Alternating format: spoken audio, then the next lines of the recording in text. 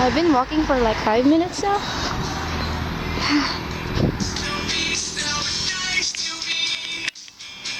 Cause I feel awkward.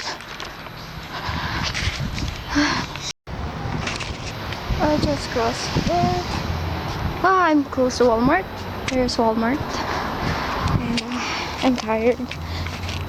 The air is cold, but the sun. Holy fuck!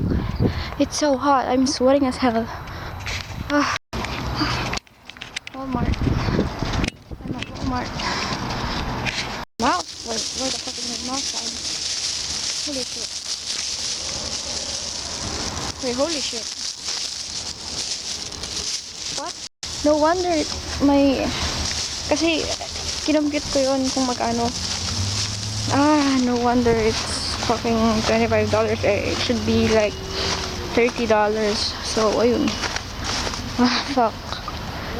Tinatamad na akong bumalik. Bibili pa ako. Next time na lang. Kaya, magtitiis ako sa mousepad na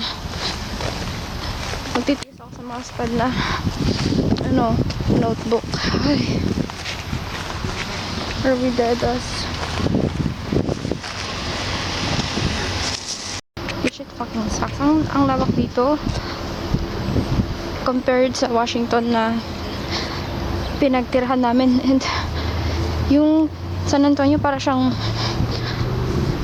Manila, parang EDSA, gago, malaking EDSA. Yun lang.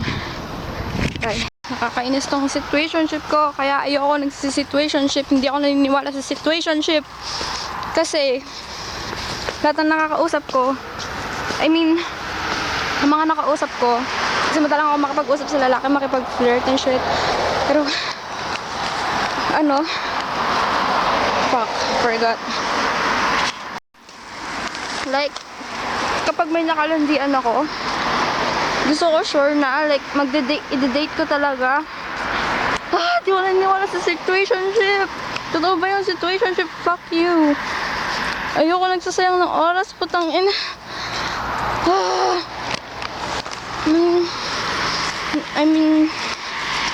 Hindi na ako nababaliw kasi si Daichi, yung ginawa niya sa akin sobrang lala. Kaya fuck this, fuck you. Hindi na ako naniniwala sa pag-ibig, hindi na ako magjojowa. Pero may kausap ako na twink na white boy. Putang ina naman niya. Ang landi-landi niya naman. Ayoko sa kanya. Fuck him. Sobrang landi niya. Tapos kinakana niya yung putang inang following ko. Dana, hindi ko naman siya jowa. What the fuck, bro? Namamawis ako right now. Ang init. Namamawis ako. Tatampay siguro ako sa playground after nito kasi sobrang layo, puta. Gusto ko lang naman mag-yosi eh. Pamalas ko, puta. Naano ko pa yung yosi ko, nabali ko pa. Putang na lang ang buhay ito. Burat. Ayaw pa mag-focus nito, gago.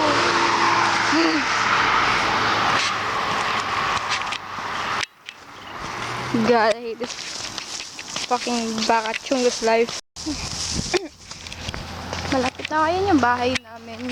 Like, nasa likod na lang ako. Pero ang haba pa ng lalakari ko. Fuck this baka life. Fuck this bakachungus life.